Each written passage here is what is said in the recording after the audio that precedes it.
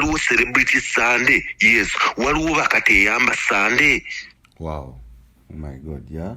Waliwo bannamwandu Sunday nga eri consistent nga celebrity Sunday weri. I hear you. And today we've congregated, we've converged together.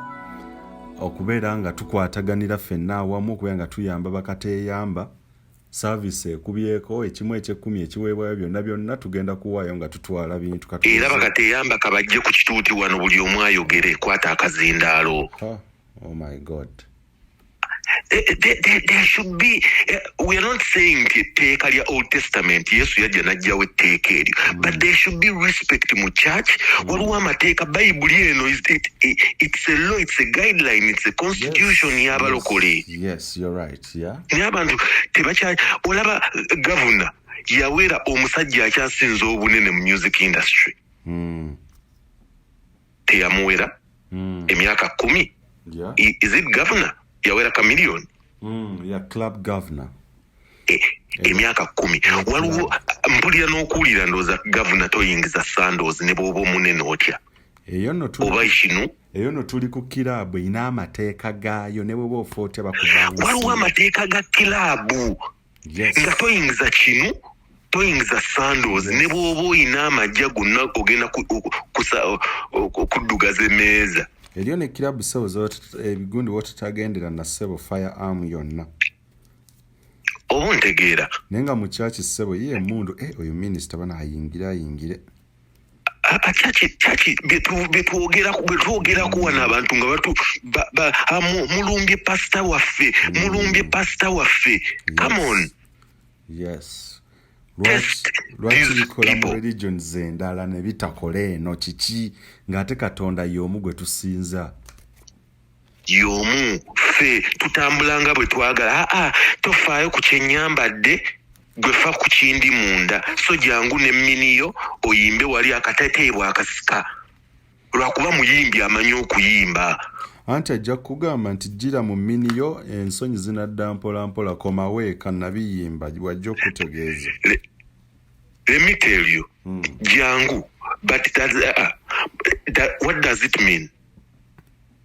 Kitegeeza nti buli omu agenda kujja akwata akazindaalo. Okay, ajja atuule mu congregation. 1 minute omugoba atuule mu congregation. Ajja kukyuka nga bw'ayagala. But don't otandise obbaleeta.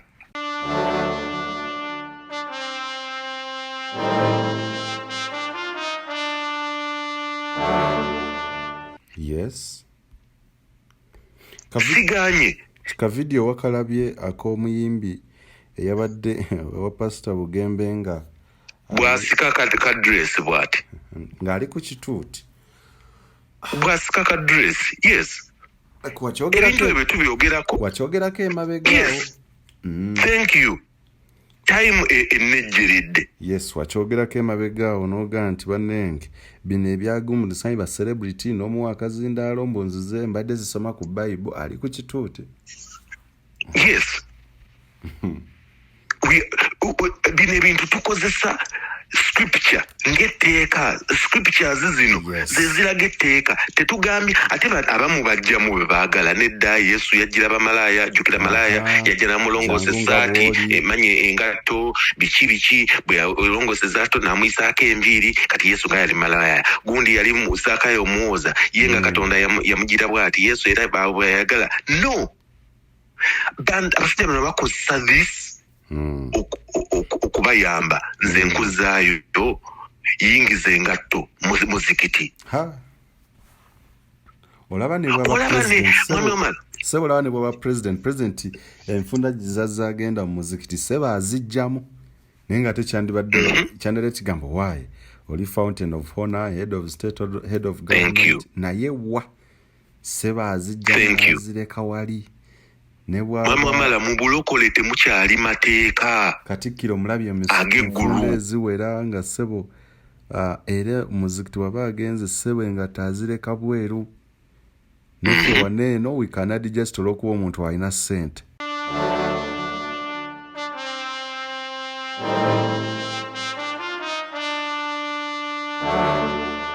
Obulokole bwonoonese. it is now a cult leadership. Buli omu azimba ka group k'abantu bw'ovaayo okumwogerako nga bajja bakuba amagye amavundu bakuba amayinja oyogedde naye because tewali nga bugambye Sheikh Muzaata yali nga ne basheeka abalala bonna bakankana. Yes, yeah. Nite yali Katonda naye ng'aliwo okugolola obusiraamu. Omuntu yenna comedian najja n'azanyira mu basiraamu ng'avaayo in trembling. Nga bw'ovaayo gwe omusiraamu gwe kennyini oba oli sheeka oba oli imaamu nga wakoze ensobi si byakudda ate kukwekwekereza akyogerera ku muzindawo ne bw'oba oli awo. Lwaki bikola eri? Lwaki eno bwe tuddawo ne tugamba nti it is not really good to be a celebrity pastor. Nga muvaayo mugamba mwalumbye abantu. Right now Hillsong, it is falling. Hillsong Church, scandals ezeetoolodde zaleetedde ne main pastor waabwe stepping down, Brian Houston. Yes. Nga ine ebintu bye yakukulira eyo munda bivuddeyo. Waliwo ne yali pastor w'abaani eyatambula nga talina ssaati tayambadde underwear. Yali pastor w'aba Justin Bieber. Okakana ng'ali wansi. Ayenze ku mukyala because oli mawulire weetooloddwa ba celebrity.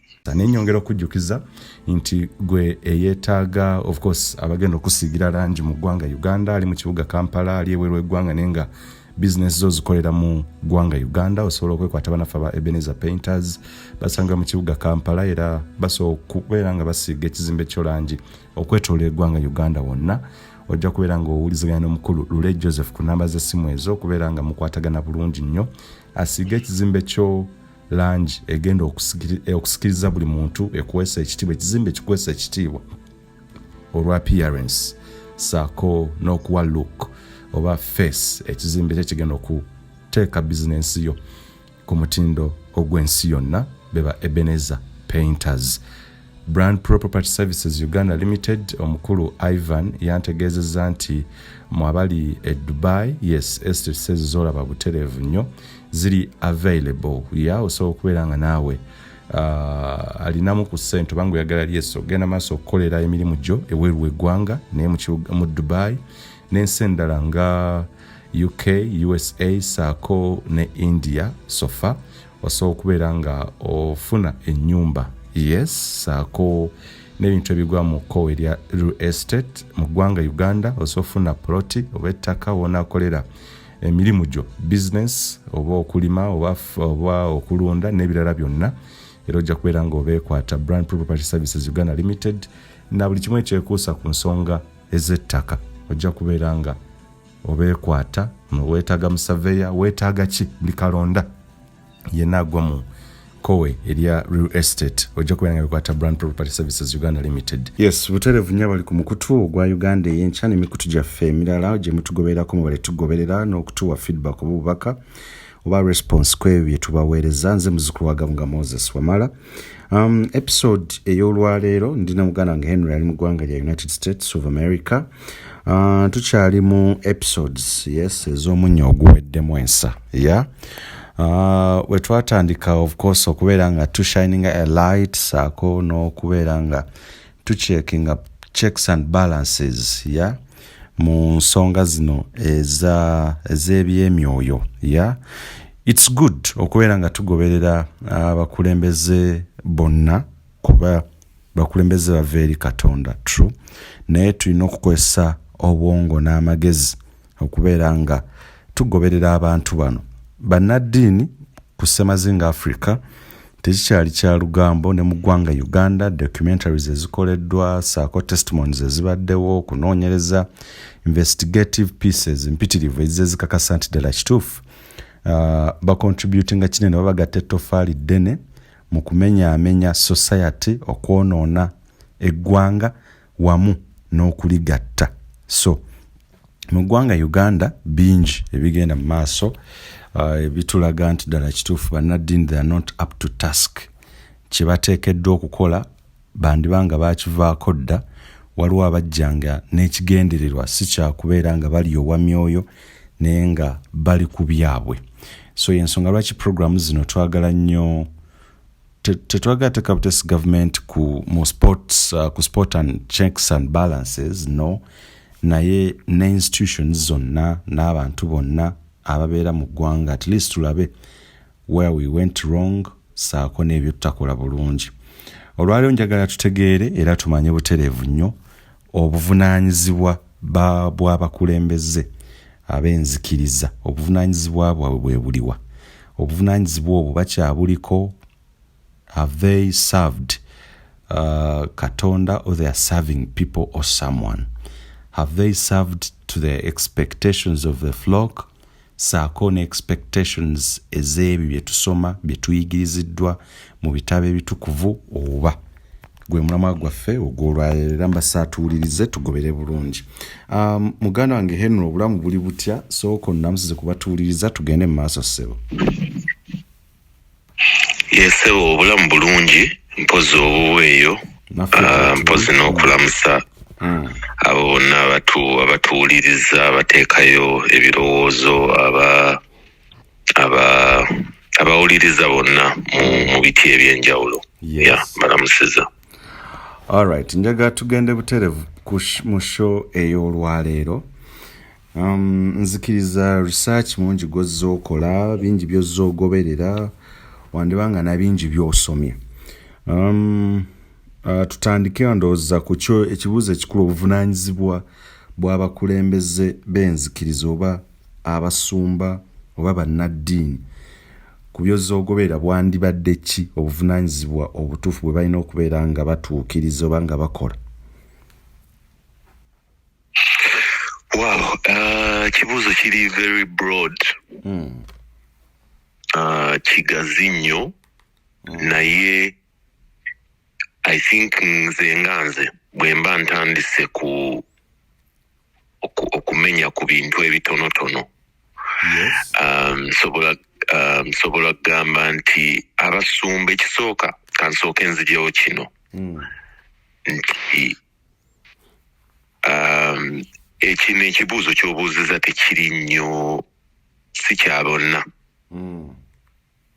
okutegeera, era nebitujja okwogera mu maaso eyo bijja kuba byabatono.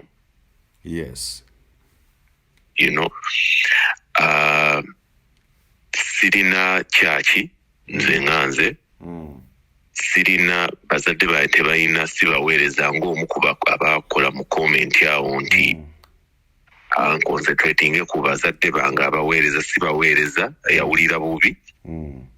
Naye nze nkuze neesomera ekitabo Bible yange, so ojjamu byojjamu. Kyova ngambye eno message si ya bonna, abasobola okujjamu ekitono ekyo be banaapiikinga. Ate siri wano kubuulira, nedda. Naye mwami wamala, ekisookera ddala embala ya Yesu nga ye, being Christ-like, kinenemu. I think twakyogerako luli ne nkugamba nti Yesu ebiseera ebisinga yakolanga nnyo singa okubuulira. Kwega byali bikolwa bye, byali bikolwa nnyo. Wano ali mu kuwonya, wano ali mu kikola kyamagero, kwega yali nnyo practical. Yesu mu njigiriza yonna mu myaka 33 gye yamala ku nsi. Nti right now in comparison ku Yesu gwe tugoberera, ate abasumba boogezi nnyo, bawulizi banjiri nnyo, nti main focus yaabwe nnyo eri kubuulira njiri. Mu literal meaning yakyo nti kwogera. Tutambuze wano enjiri, tugende eno njiri, crusade, semina, jangu kulanchawa, breakfast, jangu ekisaawa yaffe eggwako bweti, literal meaning of enjiri. Naye the practical bit of it is really lacking. Ate sagala bantu bankwate bubi. Waliyo abakoze. Yes. Waliwo ebikoleddwa nga birabwako. Naye wambuuzaako luli how many health centers zetulina nga ziri affiliated to church emu. Yes. Masomero ameka ge tulina gali affiliated ku church y'abalokole emu. And again, ngenda kuddamu nkole disclaimer wano nze kwogera ku balokole. Si bakatoliki, si Christianity as a whole, kubanga erina ebiwayi bingi. Besimanyi siboogerako. Okitegeera. Oyogera kuba olabye, kuba otegeera. Gendabyeko. Nti tutambuzizza nnyo enjiri ng'abasumba. Is it bad okubeera nga because ekitabo ekitukuvu ekya Bible kigamba mugende mubuulire enjiri esaasaanira ensi yonna amawanga gonna. Yes. Ate kikyamu okay. Kyova ntandise n'eri fact esooka being Christ-like. Yes, I hear you. Mami wamala oli munnamawulire okola research. Yes, sebo. Njagala ombuulireyo munna Kampala omu. Tugende just Kampala district. And this is not to discourage okubuulira enjiri. Naye mpaye munna Kampala omu atawulidde ku njiri ey'abalokole. Omu. Abula amazima gali nti aba alimba kuba ku nguudo kweri, ku radio kweri, mu mawulire mweri, TV kweri, bazze door to door. Aba alimba omuntu oyo aba alimba ge mazima. So kati sigezaako kujjawo kiri nti musaasaanye enjiri. Right? Yes. Enjiri ya Yesu yali muki? Yesu yakola ki? Yali ki? Yali ani? Yakola biki? Yes. Oba ontegeera. Naye enjiri ya kaakati. It's wording. Eri ku bigambo. Ebigambo. Eri ku bigambo. Not kigambo. Ekigambo n'ebikolwa bya Kristo. Amazima agaliwo biri lacking. Kwe kubuuza wali nti amakyaki gazimbiddwa era gakyazimbwa. Naye amalwaliro ameka. Oba tozimbye ddwaliro waliwo affiliation joina ne main hospital. Nti Mulago erina section ya cancer naye ya Gospel of Truth Church yegifundinga. Oba okitegeera? Yes. Nawuliddeko omwami gwe wasembyeyo okuleeta ng'agamba nedda abasajja bano bagula TV naye oluusi teziba za kashi, ziba za looni. Okay. What about a cancer machine nga ya loan nga church esasula loan eyo? Yes. Ajja kugamba si buvunaanyizibwa bwabwe ogwabwe gwa kulyowa myoyo. Ndooza y'ensonga lwaki tuzze tulambulule what do they have to do? What are they expected to do? Christ-like. Yesu yaliisa. Yesu yaliisa. Ogenda kwagala otya Katonda gw'otalabako before your neighbor. Yesu yaliisanga abantu before njiri. Yes. Nti cancer machine eno tekitegeeza nti ogwo mulimu gwa gavumenti ogwange gwa kulyowa myoyo. Nedda. Ekigambo pastor. Ne bw'ogenda mu Greek ne bw'ogenda mu like methodology ezo zonna ekigambo ekyo ne bw'oba okivuunula ineniwe kikomawo nga kikuleetera a shepherd, a herdsperson, like omusumba mu lulimi Oluganda. oyo omusumba aliisa okitegeera taliisa kigambo kyokka wabula aliisa n'okuliisa practically. Yes. Ogenda ku definition of a pastor. Asumba shepherds. Yes. Flock. Okitegeera. Nkutegeera bulungi nkuwuliriza. So ekyo ye factor yange esooka. Being Christ-like. Be practical. Like Christianity tukifuula ennyo practical. Nti mwami wamala osobola bulungi ogenda waliwo script egamba nga tonnajja wange kusaba byoyagala oba kusaba sooka ogende otereeze ensonga zo ne neighbor. Yes, yeah. Otherwise nze byogenda okwogera sigenda biwuliriza. Kitegeeza abalokole nga bwe ngambye nze nsabidde mu kyaki era nkyazirimu mu kuwanika emikono banamba wano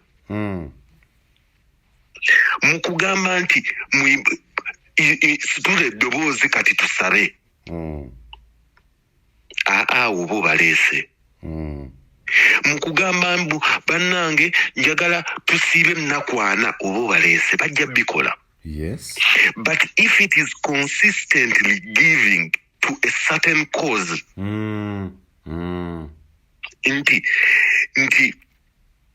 giving to a certain cause egamba nti pads. Yes, I hear you. Yeah. Nze ng'omukristaayo sigenda kusabira baana b'ebusoga ngenda kuwaayo pads every month za $5. Yes. Kuba tebeetaaga saala beetaaga pads. Yes. Bwe bulokole bwa kaakati obulokole bwa kaakati like theory mungi.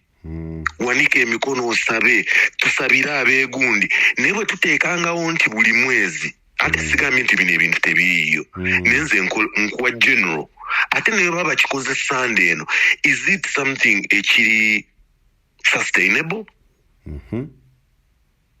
Right now wakyaliwo sente ezigenda ebuduuda oba zajja lumu oba covid relief ekyajja okitegeera nti omukyala mulokole mukyala wa Museveni mulokole naye yatuuka n'agamba ezo embuto abo abaana it's their fault okufuna embuto mu covid. Oba okitegeera ezo pads bagezeeko okufuna ebikolokomba babyegize naye nga oli mulokole ate nga olina amaanyi gonna oli mu position erina amaanyi gonna okukyusa abaana abo. Yes. Oli mulokole wa kika ki wannabaki kiki otudde mu position ng'eya mukyala Museveni naye ng'olina amaanyi okukozesa position yo n'obulokole bwo okukyusa embeera y'abo abaana abali deep in the villages oba Busoga oba region naye ovuddeyo ogambye obuvunaanyizibwa abazadde tebalina abaana abo okufuna embuto. Ontegeera being Christ-like. Nkufuna bulungi. Which takes me to another point of putting others first. Ng'omusumba. I think Timothy gundi yawandiikirako Timothy yalina struggles we yabeererayo Pawulo n'awandiika amuyambeko kwe kuwandiika ezo ebbaluwa naye mu Timoseewo ekisooka lunyirwa 3 bw'ovanga ku 1 paka 7 yo edetailinga omusumba bw'ali bw'alina okubeera era awa values nyingi naye najjeemu akamu. Not self-centered, respectable. He's not a bully. He's a gentle. Kagamba omusumba yenna kuba gentle. Temuli malala omuntu kagamba bakulabirako. Toli self-centered nti nze kino. Era bwenvaawo kati kyakyegwa. You're self-centered. Yes. Mwali mwogerawo ku Bujjingo n'amala afa kati. Eyo kyaki tesigala. Ge mazima. Naye olowooza Bujjingo yekka. Bayitirivu. Basumba bangi. Bayitirivu. Beba yaliwo. Tayagala kugabana kimu kya 10. Yaliwo. Naye waafiira enkya. Eyo kyaki tesigalawo. Kiri ku bo. It starts with them and ends with them. They are the Alpha and Omega. These guys are no longer gentle. Kagamba, tebalina that gentleness, that gentle, like abamu nerabidde okuweereza ka video eno n'abadde ku Sunday sije nsabira n'addeko YouTube gyendaba kyaki y'abana Uganda eri wano. Okay. Naye ng'omusumba oyo omusumba oli ng'abuulira bannange ng'embala y'obusumba nze nga nze ali very critical. Talina ogenda kampereza ka video ako n'abantu bakalabe. Ngenda kakuweereza era omuntu ali alowooze ajja kulowooza bwemba nze mukyamu kale. Yes. Naye omusajja oli yazze nga kirabika mu congregation UK naye yabadde wano. Naye nga mu congregation eyo gy'alimu amanyimu ku bantu nti oli Isaac oli mwami wamala abo bantu bange. Naye ng'enjiri engeri gy'agireetamu emanyiira ejooga edimi.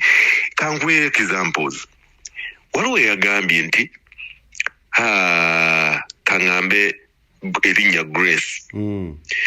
N'agamba bannange yadde apreachinga okukolerera eggulu. Muve ku kukolerera ebinsi. Mukola shifts, mukola guno omulimu ne guno omulimu. Mulese ebintu byaki? Bya Katonda. Eggulu. N'agamba abantu kati laba kiri ekikyala bwe kinyirira. Nkimanyi ekyo ki Grace. Ki kati kirabe kinyirira. Naye kaali kawala edda nga nkasumba. Naye kirabe we kinyirira. Kirabe. Oli ku mukyala wa muntu ne woba omumanyi. Yes, nkuulira. But as a pastor, is this the language? N'akozesa language endala. N'agamba abamu muli wano muddaawo mwasama bwasami. Abadde akozesa Luganda. Ng'akozesa that language. Muddaawo mwasama wasami ne musiruwala. Naye ng'eggulu lye yo pastor. Awo wenzira wali ku kibuuzo kyange nti abantu bano balina kukola ki obuvunaanyizibwa bwabwe bwennyini kiki kye balina okukola. Nawo tujje tutulabe nti munnaddiini wa musumba omutuufu alina kubeera atya. But anti kyengezaako you can't be self-centered. Oyo omusajja ebintu bye yabadde ayogera language yabadde akozesa. He's even a bully. Yes. Why I'm saying he's a bully, yatuuse n'agamba omusajja omu kale gwe nali nkumanyi ng'oli muweereza mulungi naye ngenza okulaba oli awo ositudde bwana obujjeeno obuzze eri obwana bwo bwenna obuweese bwoti ositudde va mu eryo okolerera eggulu. You a bully. Yes. You a bully. Toli musumba. Naye nga oyina abagozi abantu obeereyo awo nga bakulabira mu kutya. Bakulabira mu kutya. Yes. Ontegeera. Nkutegeera bulungi. Then I think Titus, somewhere in Titus, I'm not really sure where exactly.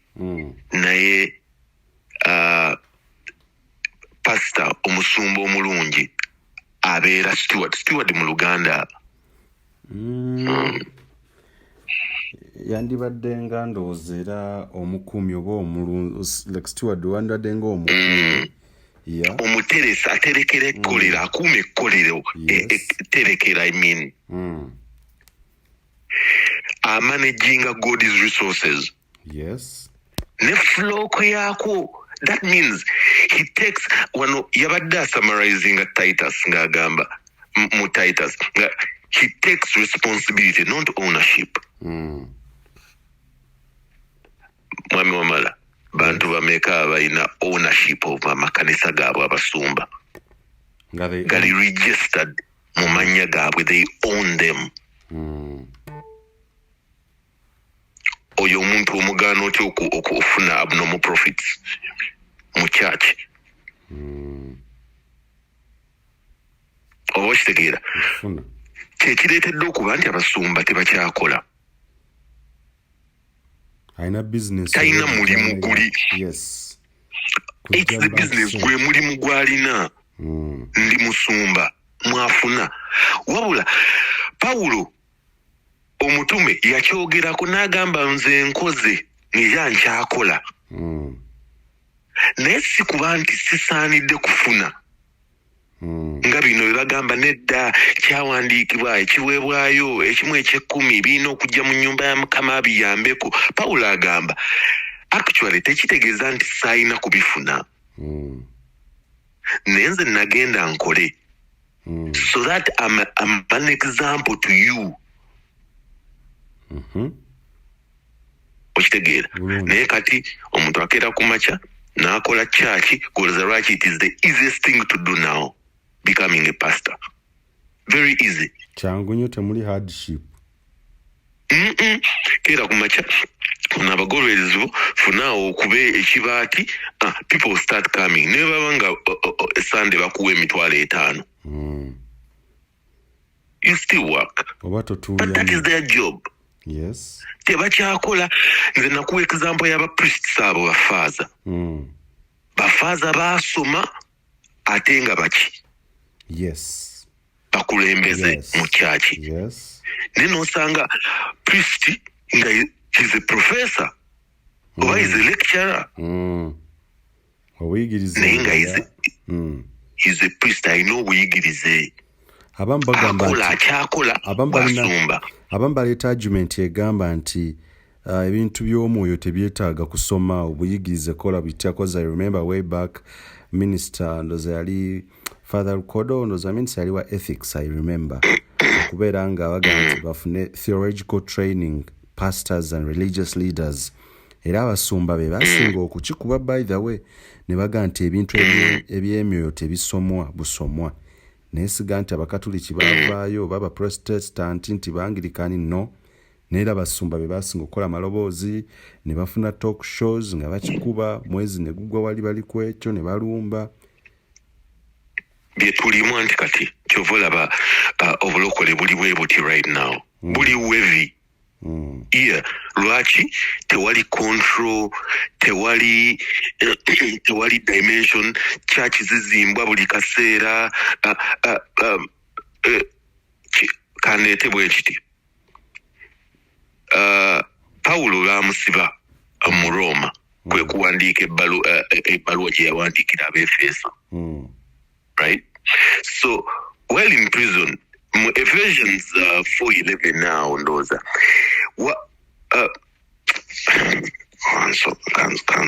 kambi kule wano faster kubanga saga njagala nga bwe yakiyogera bwe mba nkireeta nti abantu ngenda kubuuza ekibuuzo mwami wamala nga bwe nnoonya wano. COVID twasaba oba tetwasaba? I COVID twalinga waka, obulwadde ate twali tulina kubeera waka nga lwaki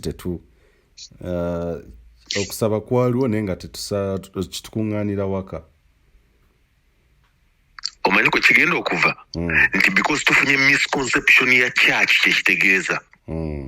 Paulo akiwandiikako wano Ephesians 4:11. Now these are the gifts Christ gave. Siina ya Luganda so muwuliriza ali asobola okuzzaayo. Now these are the gifts Christ gave to the church. The apostles, the prophets, the evangelists, and the pastors and teachers. Yes. Their responsibility is to equip God's people to do his work and build up the church. Katuulira kano ka point. And build, katuwe nakasazizza. Mu Bible ayo nakasazizza.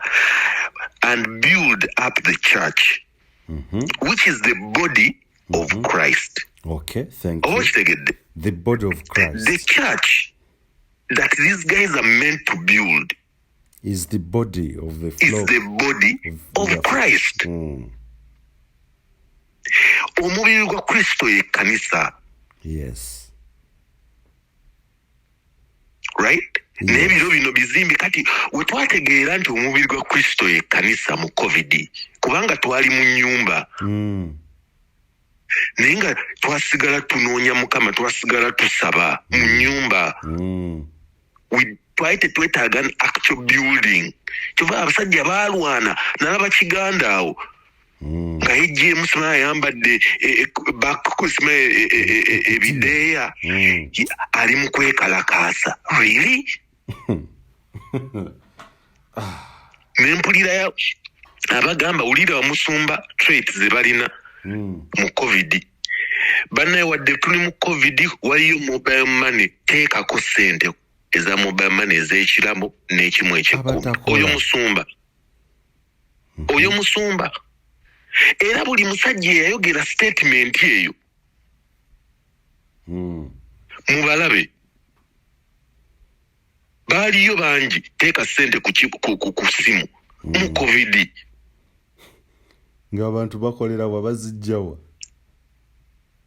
Oba okitegeera? So we ngambira nti tubadde ku 411, right? Ne waliwo njagala nkusomere Olunyiriro 14 ne 15. Owulire. Then we will no longer be immature like children. We won't be tossed and blown around by every wind of new teaching.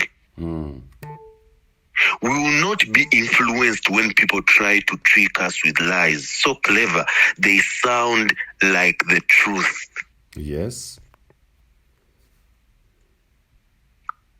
Obostegera. Instead, 15. Instead, we will speak the truth in love, growing in every way more and more like Christ, who is the head of his body, the church. Yes. Bwe twogera ebintu ebyo mulumbi omusumba, mulumbe abasumba, mwasalawo kulumba balokole. Read your Bibles. Abantu basoma. By the way, Mami Wamala, I don't know oba nkireete wano ku bagoberezi bano nga nange mwendi. Sejjaamu. Kuba nange ndi mugoberezi. Naye Mwami Wamala nabadde era omuntu aliye asobola abalokole be ŋŋamba oba n'oyo omuntu nga akkiriza mu Bible ayagala okumanya more knowledge of the Bible. Mama nagenzi nensoma, jukira nze mbadde nsoma letters zino nagamba Bible nagisplitting in 2 sections. Ne nagudde ku bbaluwa ya Yokaana. Yabadde eye opener. Ebbaluwa ya Yokaana esooka. Nasomye ebbaluwa eyo ng'ekwata ku bagoberezi. Abagoberezi b'abasumba b'abalokole kwegamba bwe bati abagoberezi. Naye Yokaana namwagadde nnyo. Nti ye kubanga concentration we yabadde nasomye John 1 John 1 John chapter 4. Yes, first John chapter 4. Yes. 1 to 6. naye Yokaana ono kye namwagalako yonna so enjiri wabula ebbaluwa gye yawandiika. Yes.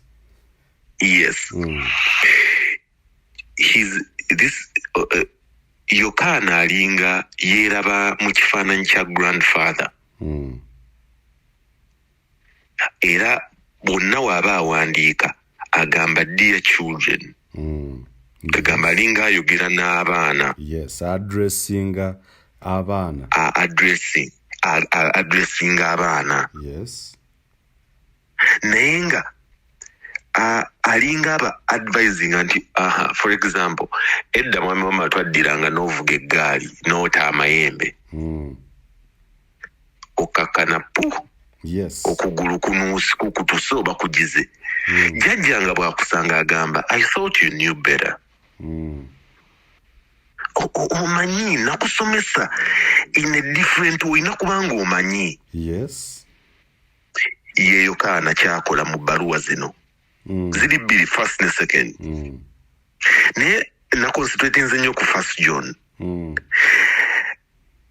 Yonna sigenda gisoma naye if omuntu alina n'agyesomera just chapter 4 verse 1 paka ku 6 nti yali ayogera ku ba believers bedda. Yes. Dear friends, do not believe everyone who claims to speak by the Spirit. You must test them to see if the Spirit they have comes from God. Yes. For there are many false prophets in the world.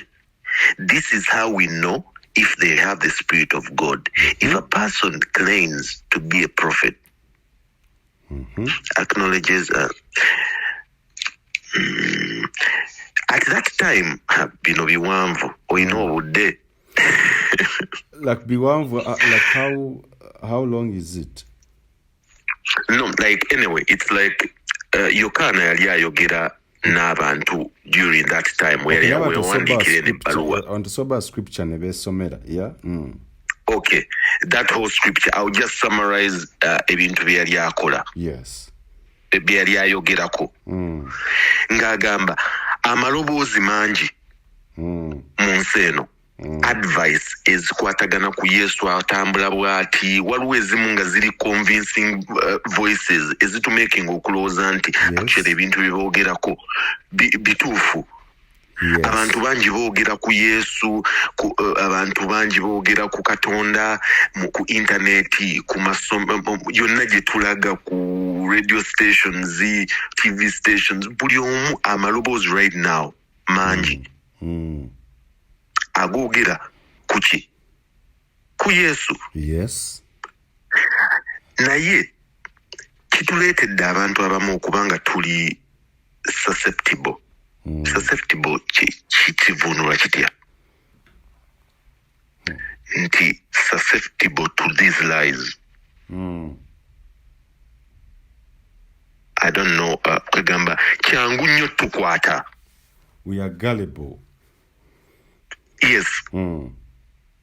Naye munjiri mu leeta eno bwe yeeyongerayo atuuka n'agamba baana mmwe muleme kugoberera nnyo maloboozi gano. Buli omu gye bava, buli preacher, buli pastor avaayo najja nze agamba nnyo nti you should know better. I taught you better. Kwegamba ng'alinga agamba nti buli kintu kyonna kye weetaaga okutestinga bano abasajja n'amaloboozi gaabwe. Yes. Okirina kiri mu ggwe. Byonna nabibawa, nabibayigiriza. Byonna nabibawa. Ate Yokaana ono ateekawo tests bbiri. At that time tewaali Bible. Yes. We yawandiikira n'ebbaluwa because baali bakyawandiika. Kati ye yakozesa tests bbiri ezisobola okukumeekinga ne kaakati omuntu wa kaakadi z'asobola okukozesa okumanya what should I follow. Yes. Esooka, the Holy Spirit. Yes. Nti enjiri ye Baluwa munjiri John 16 yagamba the spirit will guide you into the truth. Yes. Omwoyo mutukuvu wali. Yes. Era ne mu baluwa ye I think 1 John chapter 2 yagamba you've been anointed by the Holy One. Yes. And you will have all knowledge. Yes. Okay, kali scripture generally nonya luli eyaba abagamba toyo yafukibwako amafuta tomukwatako but you yourself tekitegeeza nti pastor naawe wennyini you've been anointed by the Holy One. It's written right here. And you will have the knowledge. Kitegeeza omwoyo omutukuvu ow'omulina ng'omukozesa ng'omwenoonyeza omulina asobola okuyamba obutagoberera basajja bano. Abamu tuve ne tugamba you have attacked omusajja waffe Yokaana wantalina waayogerera ku pastor yenkana ky'obunene pastor oyina omwoyo mutukuvu. Kati laba test y'okubiri gye yawa ey'oku discerninga gana amaloboozi amangi agali around me around us. N'agamba nze munze Yokaana. Through him you have first-hand witness to everything Jesus did. Kubanga mu 1 John chapter 1 walinga etandikira ddala ene baluwa yagamba nze nalabako nakwatako.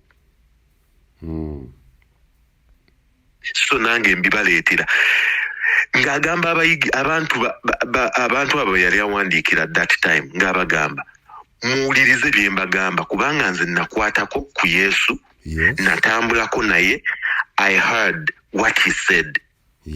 Mufuna first hand information. Kitegeeza n'omuntu right now ali wano awuliriza oyina ebintu bibiri. Oyina omwoyo mutukuvu mugwe asobola okudisaninga information yono. Noddayo omusajja n'akubuulira enjiri waliwo olumu eyambuuzaako ogisomako eyo comment yali empanvu luli ng'agamba ssebo kati tubuulire waawe tuba tulaga. Mutuwene alternative twandigezeewa ogenda kwesanga nti ekigambo kino everything that is written muno mu Bible omuntu kyetaaga nti Yokaana agamba nze nina first hand information nze kubanga nalabako. Listen wuliriza nze eyalabako eyawuliriza eyatambulako ne Yesu. Oba kitegeera eno kijja kuleetera okudisaninga nti iyi kale nva ku kyaki mpulidde ekigambo naye bwe nzira ne nkyesomera can I get anything? Bano abasajja bo baliwo ku collectinga ssente, baliwo okugaggawala kyovola teri musumba munene Uganda mwavu bavuga emmotoka za bbeeyi tebalina kye balagawo as a source of money apart from the church.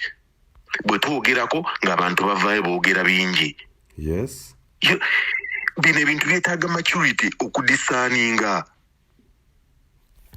You need to know Jesus so well and in tune. Okitegeera with what someone speaks. Omuntu bw'onaategeera nnyo Yesu ne Bayibuli eno, omuntu bw'anaayogera ekigambo ojja kwanguwa mangu okumanya nti ekyo ekigambo si kya mwoyo. Naye obuzibu obumanyi we buli nti the voices nyingi kigenda kuba kizibu abantu okudisaninga because they don't apply what the Bible says, oba because Bible si nyangu okusoma. People don't put in the work okusoma Bible. So kyovola bakyangu nnyo ekyabana abantu okuba attached to these different pastors kubanga be babasomera Bible. Va ku musumba waffe walumbye omusumba waffe va ku musumba waffe. be babasomera Bible be babategeerera naye ng'amaanyi gonna the same power that conquered the grave it still lives here. You're right. So bino byonna ebyo byongambye ebyabasumba bagenda kusigala bafera abantu abasumba bagenda kusigala nga bakwata abantu baabwe obwongo balina ezo endigabo zaabwe eziri loyo ezivuma abantu abavaayo ne boogerako nga abamu abalumba chano yeeno eno nze bano abantu sikyogera kubanga ndi ku chano eno naye nze sinnafunayo chano ndala ekwata ku bulokole as a doctrine nga Uganda eyenkya ne bakwata consistent mwezi gumyezi 2-3 ne bakwata consistent abantu bali eyo basiiga ekizigo because bano bapasita bavaayo ne babawaayo akantu nasiiga ekizigo n'agamba temwina mwogera ku pasita waffe Bujjingo omusajja mumuleke omusajja awasa omuntu omulala mwebibakwatirako but the scriptures ziri clear different. Yes. The scriptures are clear. Ebintu biri clear toyingizanga to muzikiti. Yes. It is clear. That can't be compromised. Yes, firachiwe tujeno kuogerako when the compromise has been made ng'abantu batukuba amagye amavundu. Neri mu basiramu. Yes. Obusungu tosobola kuonoona mukka mu muzikiti tosobola kwambala it is engraved in them. Nzijukira omugenzi Sheikh Nuh Muzata batte yavangayo nga if you do something wrong avayo nakuteeka mu line nakulaga nti no yaddenga naye nabwaba agenze wrong era nga kikwegamba nti there is subject to debate saako n'okubeera nga ebintu mubikubamu tooki mubiraba mutya naye not just kufollowinga bufollowings. Ekyo kyekintu kyetubadde tujja twogera ng'abantu balowooza tuli mu ataaka abantu balowooza tuzze kwonoona bulokole naye nze nkugambye gendako eno ewalala faaza awase owulire waliwo amateeka lwakuba kati ebintu by'abalokole byakimpe mpaamu nange mbuulire nange kankole kyaki yange wali ewa neighbor. Osobola okukanya n'abagamba nti abalokole obulokole bukozemo harm than good or than expected because abantu bandisuubidde nti obulokole bwandibadde ddala ekituufu bulaga embala ey'enjawulo naye abalokola ensangi zino bebenda n'abasumba bennyini oli n'akimanya nti alina abakazi babiri ate n'akyewaanira namu abalokole bakola ebintu ebitajja nsa. Do you concur with those who say that it's true? Abalokole bano bakoze more harm than good to this society. I agree because the voices are many right now. Yeah. Buli akeera ku makya asobola okuteekawo TV, radio, oba church okutandika okusumba. Yes. It is your responsibility gwe ng'omulokole okuddaawo okugamba nti bannaye do I have the power to discern information ono yenna gwe nfunye bano abasajja bo avaayo n'ayo edda mwami omala edda mu 90s makyaki gaali matono nga bwe nagamba ng'ekigambo kiri sigambye nti temwali mpulunguse naye kyali kirungi at that time. Okay. Naye kati obulokole bwonoonese. It is now a cult leadership. Buli omu azimba ka group k'abantu bw'ovaayo okumwogerako nga bajja bakuba amagye amavundu bakuba amayinja oyogedde naye because tewali nga bugambye Sheikh Muzata yali nga ne basheeka abalala bonna bakankana. Yes. Yeah. niti yali Katonda naye ng'aliwo okugolola obusiraamu. Omuntu yenna comedian najja n'azanyira mu basiraamu ng'avaayo in trembling. Nga bw'ovaayo gwe omusiraamu gwe kennyini oba oli sheeka oba oli imaamu nga wakoze ensobi si byakudda ate kukwekwekereza akyogerera ku muzindaawo ne bw'oba oli awo. Lwaki bikola eri? Lwaki eno bwe tuddawo ne tugamba nti it is not really good to be a celebrity pastor. Nga muvaayo mugamba mwalumbye abantu. Right now Hillsong, it is falling. Hillsong Church, scandals ezeetoolodde zaleetedde ne main pastor waabwe okusteppinga down, Brian Houston. Yes. Nga ine ebintu bye yakukulira eyo munda bivuddeyo. Waliwo ne yali pastor w'abaani eyatambula nga talina ssaati tayambadde underwear. Yali pastor w'aba Justin Bieber. Okakana ng'ali wansi. Ayenze ku mukyala biki because oli mawulire weetooloddwa ba celebrity. Yes. Siganye. Ka video wakalabye ak'omuyimbi eyabadde wa pastor Bugembe nga bwasika ka dress bwati ng'ali ku kituuti bwasika ka dress. Yes. Ebintu ebyo tubyogerako. Wakyogerako emabegaawo. Yes. Thank you. Time enejjeredde. Yes, wakyogerako emabegaawo n'ogaa nti bannenge bino ebyagumu lisanyi ba celebrity n'omuwa akazindaalo mbunzize mbadde zisoma ku Bible ali ku kituuti. Yes. Bino ebintu tukozesa scripture ng'etteeka. Scriptures zino zeziraga etteeka. Tetugambye ate abamu bajjamu bwe baagala nedda Yesu yajjira bamalaaya jjukira malaaya yajja n'amulongoosa essaati emanye engatto biki bwe olongoosa essaati n'amuyisaako enviiri kati Yesu nga yali malaaya. Gundi yali Zaakayo omuwoza ye nga Katonda yamugira bw'ati Yesu era bwe yayagala. No. Abasajja bano bakozesa this okubayamba. Nze nkuzaayo yingiza engatto muzikiti. Olaba ne bwaba president enfunda gizazagenda mu muzikiti seba azijjamu naye nga tekyandibadde kyandere kigambo waaye oli fountain of honor, head of state, head of government naye wa seba azijjamu azireka wali. Mwamala mu bulokole temukyali mateeka. Katikkiro mulabye enfunda eziwera nga ssebo era muzikiti waba agenze ssebo nga tazireka bweru. Naffe waneeno we cannot digest olw'okuba omuntu alina ssente. Okitegeera. Oyo president bane mu atuule mu maaso. Atuule mu maaso mumuleete. Abalakaperi mudde eri emabega. Yes. Waliwo celebrity Sunday. Yes. Waliwo bakateeyamba Sunday. Wow. Oh my God, yeah. Waliwo bannamwandu Sunday nga eri consistent nga celebrity Sunday weeri. I hear you. And today we've congregated, we've converged together. Okubeera nga tukwataganira ffenna awamu okubeera nga tuyamba bakateeyamba.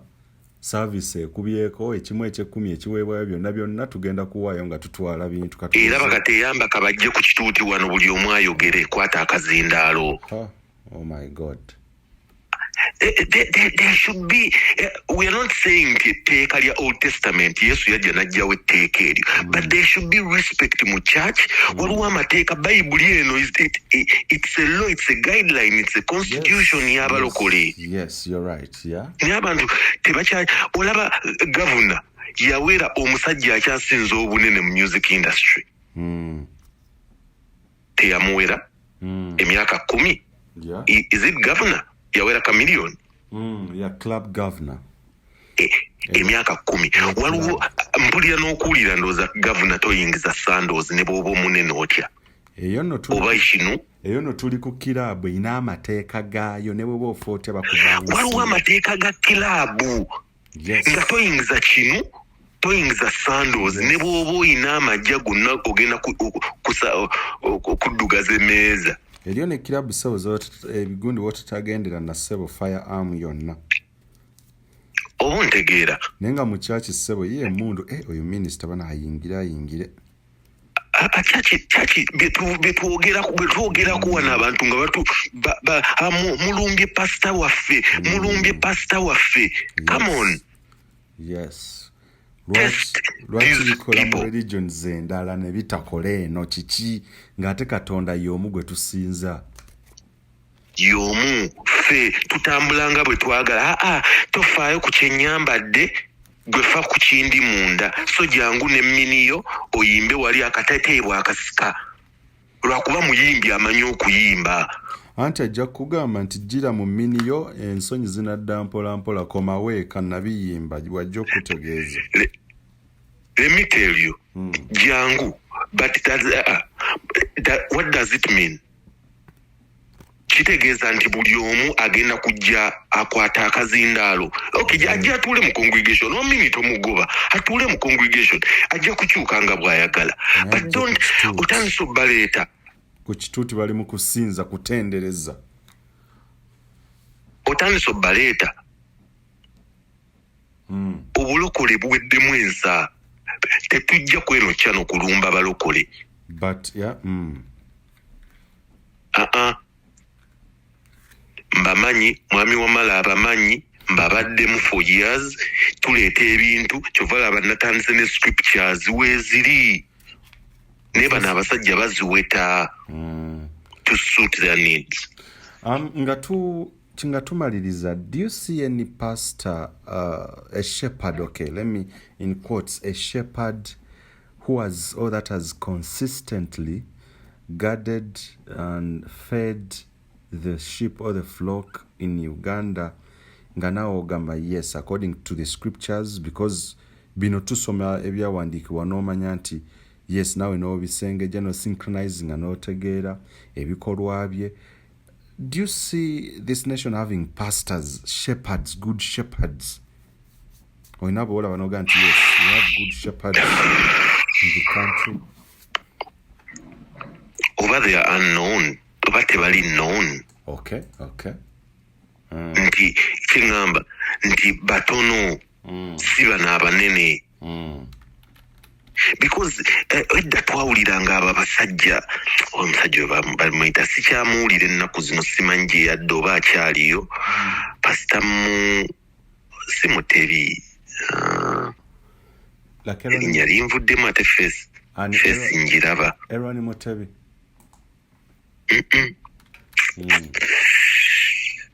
Erinnya linvudde mu mutwe naye mube tumanyi amazima agali mube tumanyi nze nga nze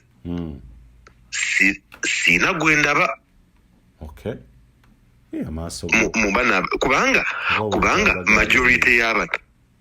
majority y'abana abasajja bonna betumanyi mwami wamala bawagizi ba Museveni. Ate ekintu kyenasooka okugamba teri pastor buli muwagizi wa Museveni ng'oli pastor oli mufere.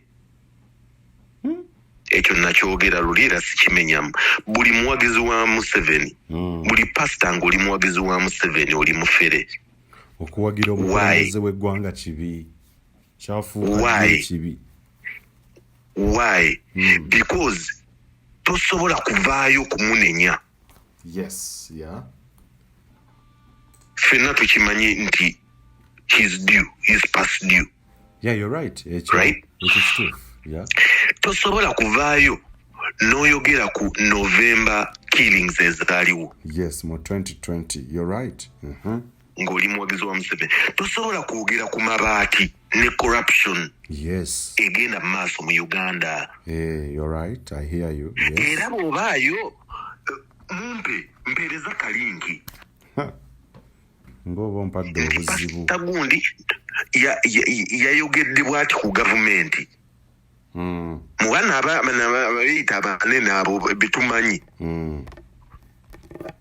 Abasajja avaayo n'agamba omusajja mumuleka afuge paka bw'alifa.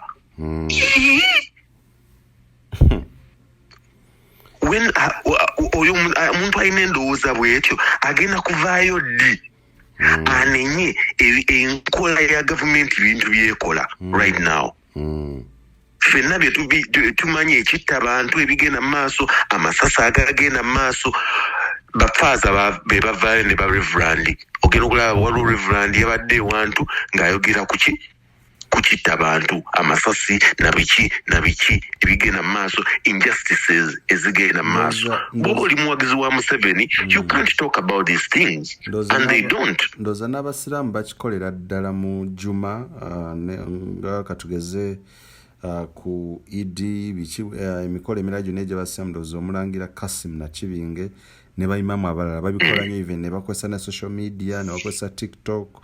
Yes, actually sijja kulimba following nnyo abasiraamu they are really outspoken. They speak at times when the society is facing injustices. Yeah, they speak up. So nkuzeemu ekyo ekibuuzo ky'ombuuzizza. Yes. Nti lwaki tebawagira gavumenti eri in power? Kubanga ngaddi we baali bavuddeyo okunenya Museveni ku bintu ebigenda mu maaso oba okunenya government as a whole. That's it. But do we have shepherds? Ekyo nakyo by the way kikulu. Have we ever had shepherds? Oba mwebali. Okay. Mwebali nenze ngenda kugamba ngenda kugamba si banene. Bali omwo munda kwegamba they are humble. It's a humble congregation. Church teziri outblown with TVs na biki ngebi ebyennaku zino nti omuntu alina okuba ne TV ne radio to spread the word and so on. Naye sigenda gamba nti tuweddemu abasajja mwebali naye bali omu kwegamba the behind the scenes wano ku bye tulaba nenga mwebali. Like by the muganda wange speaking about media houses, what do you speak or what's your comment about okubeera nga now mushrooming media houses buli musumba yagakoya ne TV radio n'omukutu gw'amawulire? What's your perspective on that? Nakigamba luli it's wrong. Omuntu agenda kuvaayo agambe nti bagenda kukozesa ekyo kusaasaanya kigambo. Again, majority of them radio ne TV ziri Kampala wano. Kitegeeza era osaasaanyizza mu Kampala. Radio yo tegenze Zambia. Yes. Radio yo TV teri mu Egypt. Yes. Teri Asia. Already. Eri wano. Eri wano. It's a way of competing. It's a way of kwagala chovolaba. They're expensive to buy. Nze nagambye kale zimba church wano. Eza 5 billion eza radio eza TV 5 billion. Zikole meddwaliro. Obere ne church wano, obere ne ddwaliro wano gagadde. Nze nja kujjako engalo. Yeah. If it is not a profit a way of maximizing your profit, kyekiriko. Okay.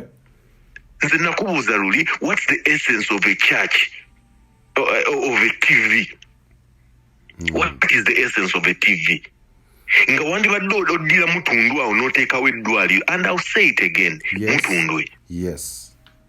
N'oteekawo eddwaliro oba bw'oba tolitadde mutundwe genda oliteeke wa ennebi nti anti osaasaanya njiri mu ggwanga lyonna.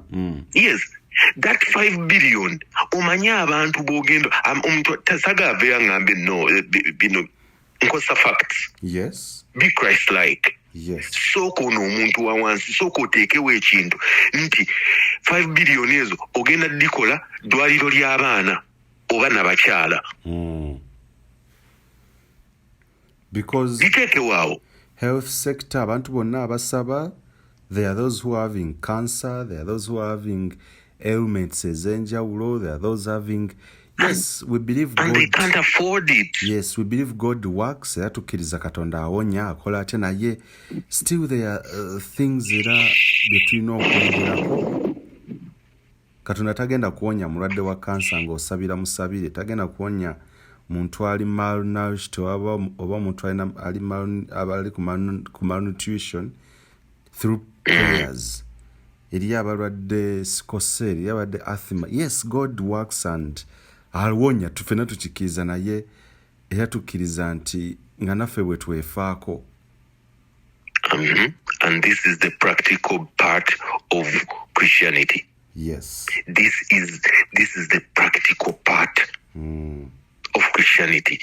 Biri ebya theory ebyokuwanika emikono bye bikyasinza obwangu.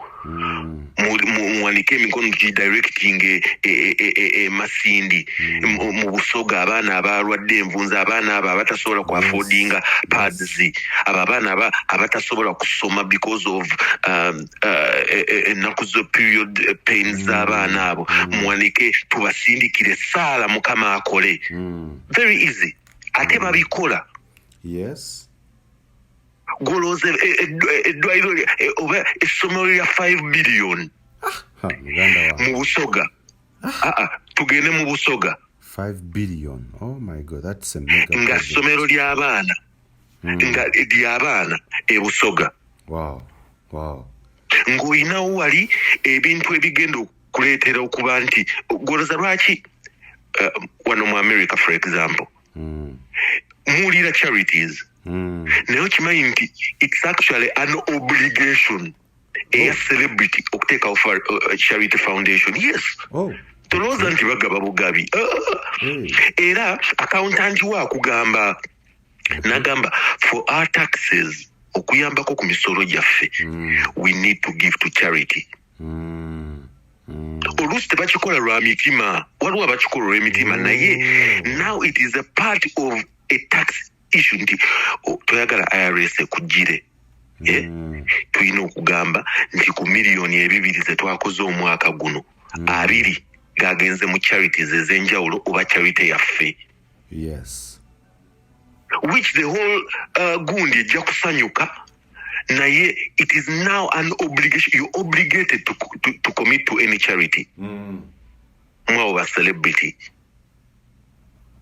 Nga tumaliriza muganda wange. Yes, obubaka cause our time is fast spent to even we've gone through 3 minutes of musaawa emu okwogerako eri role ki endiga oba yes abagoberezi gye balina okukola ennyo because otulaze era tukakasiza nti yes ebintu bidobonkanye. Endiga zino zirina kukola ki at a point like this? Kamalirize neno example waliwo makanika wange namutwalira emotoka 2 weeks ago naye mu Spana ava Colombia nenga wawano kati aba akanika emotoka ntudde ku side nenda Bible nenga erimu peni wakati nemugamba my brother so osoma unagamba nze lwakuba nakamovinga to Massachusetts nenze mbadde Florida Orlando Florida naye nga nina church gyensabiramu tumazeemu emyaka 17 nze ne family yaffe. Ne pastor yasooka yafa ne pastor yazzeeko genda okulaba ng'ebintu bwabyogera nzirayo ewaka nenkwata nenzigulawo Bible yange nga ebiri mu contrast. Otegeera nga sente leeta wano kati leeta bino omusajja natandika okubeera extravagant emmotoka biki n'agamba omanyi nenkwata family tuva mu church kwe kumuvinga wano. Sigambe nti buli omu agenda kumuvinga out of their churches ze balimu. Naye okumanya Katonda okumwemanyira nga gwe omugoberezi nga tebamukumanyidde Bible Constitution. Yes. Bible Constitution. Nenga iyo tebagambye nti leero bikula wano nodda ng'osobola okuddira ewaka noddayo n'osoma page emu n'ogyetegeerera mu mutwe. Omwoyo n'omwenoonyeza nga ggwe. Yes. Najja n'abeera naawe. It's very easy. Agenda kuguidinga okumanya nti ono omusajja byayogera temuli ono omusajja byakola ebikolwa bye nedda ono si musumba. Yes. Test them using the scriptures. That's it. Weewaawo tetujja kusukka waawo nene buno obubaka bugende eri abantu abazze bangoberera mutegere nti the core value of journalism is to speak immediately. Tulina okwogera mu kaseera kennyini and we shouldn't stay silent. Emboozi zino oba conversations zino tuzireta basically okubeera nga abantu muzukuka kyekimu Muganda nkyayogeddeko mmwe kennyini okubeera nga ebintu mubyetegeerera. Nina baganda bange Gabriel Bule, Carlton Scovia, Nakamya Basoma Kwesa bonna nga ttiimu ey'abamawulire. Pastor Jackson Senyonga wa Christian Life Church Makerere Kavule, ogenze emyezi 5 nga tosasula bakozi bo bannamawulire Top TV ne Top Radio, of which tukuwadde 24 hours unless otherwise naye we need to change this. You have money, you get money, ofuna sente mu ndiga naki, naye you don't pay workers. Abamu bwe bakolamu ensobi ntono nnyo, you penalize them 100,000 olunaku lumu. There are those who are not even paid olw'okuba mbu akoze mistake what and what, obasalako emitwalo 10. You don't pay an SSF, pay as you earn, and you a pastor. We can't look on, tetugenda kutunula butunuzi ng'ebintu bino bigenda maaso abantu babonaabona mbu tusirike olw'okuba oli musumba. This week 24 hours if they elapse, we are going to do something ekigenda osukkawo ndowooza ebyemirembe tebijja kukola. Pastor Tom Mugerwa, yes, ensonga yaffe tukyagiriko nnyo. Abaana aba television, yes, TV gye waguze nkyayongera okukisimbako essira. Give these journalists audience. They wrote to you, bakola buli kimu ne baga kusinkana, you didn't give them audience. But I have concrete evidence. You meet other people, bwabeera nga bakusabira kola kutya obanga anything, but you failed to meet these journalists because they wanted your audience okumanya gwe ngaagula ogenda kubayamba otya. Yes, I've seen people attacking me, Smaiva ku Musumba ffe. The fact is, Musumba Tom Mugerwa obuulira enjiri ey'obutalyazaamaanya, ey'obutakumpanya, ekintu kye waguze kiriko amaziga, abaana babanja they have gone a year. How would it sound if your kids were working with CTV nga bagenza omwaka gumu nojja n'ogigula buguzi? Would it make sense? Nsaba oveeyo, at least you add a voice, because too much corruption is everywhere. Government institutions, abaana essuubi mu UCC tebalirina, URA tebalirina, NSF tebalirina. They are battling with their boss who's working with SFC, who is working with the State House. You are the only pastor, the shepherd they expected. Okubeera ng'obayamba, you never give them okay, tewabawa audience, tewabawuliriza, wabagobera ebweru. Si kirungi, nja kukyogera paka bw'onaabeera nga okitereezezza. At least give them audience, odiringe n'omuntu eyakuguza TV at least. But it's not a good gesture for someone we used to respect, ate nga n'abamu ndiga zo basabira wuwo. It's really bad. So let's preach and walk the talk. Nze Moses Wamala atakumira mpeera batukumira Katonda kuma maaso mooja.